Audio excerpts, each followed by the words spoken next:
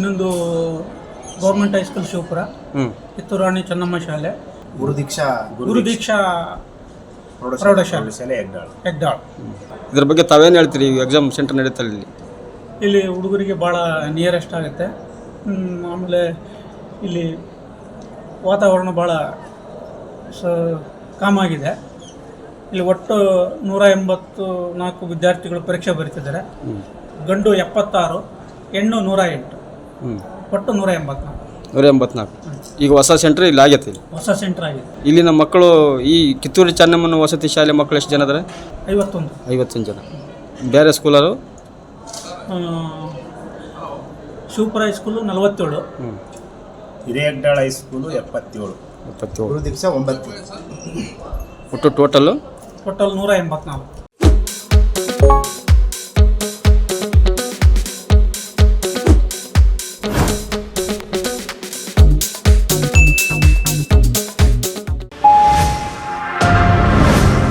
Media network.